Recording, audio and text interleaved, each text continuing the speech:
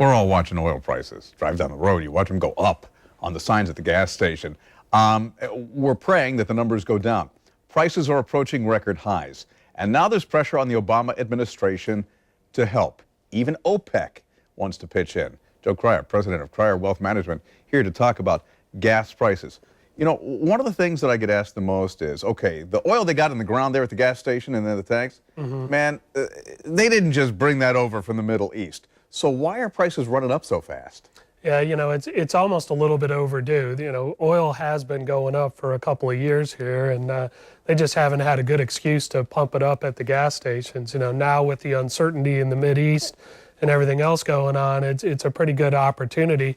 And they're kind of testing the waters here to see, you know, what's the demand going to be. At some point, people are going to drive a little less or carpool or whatever, and we've got to find that happy medium. And look, we've seen that before. Let's take a look at the chart that shows basically the run-up of gas prices. We're at near record highs. And you say there's actually a correlation between the last time we saw a run-up and what's happening now with real estate. Yeah, in fact, it was in 2007 is when gas prices got as high as they are right now, and it peaked out at exactly the time the real estate bubble burst, when everything started falling apart. And I think that everyone around the world, including U.S. government and OPEC and everyone else, realizes that, hey, there's a budding economic recovery here.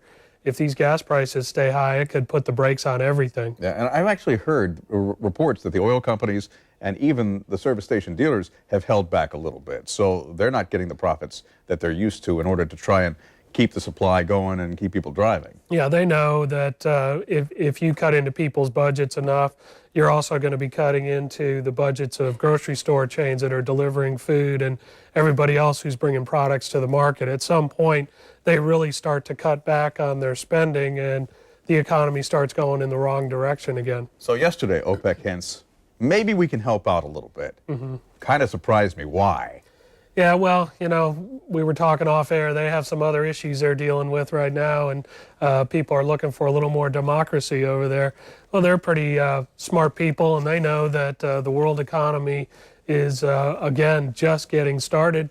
If they go out there and profiteer a little too much, it's going to stop everything. So they know lower prices are actually better for their own pocketbooks because things will be sustained. So what you're saying is if we had not seen the protests and even the riots in some places like Bahrain and Libya and places like that, OPEC might be singing a different tune. Yeah, you know, and I think some of those protests, it has their eyes open. They're looking around saying, wait a minute, maybe the way we've been operating for the last 50 years isn't so good going forward. So they're open to suggestions a little more than they used to be. I got 10 seconds left, but I got to ask you, is it time to tap the U.S. strategic reserves? I don't think so. I think that's all about psychology and letting people know, hey, there's not going to be an interruption. This isn't going to get out of control, and I'd be highly surprised to see prices above $4 for any length of time. Joe Krier, Krier Wealth Management. Appreciate you being here.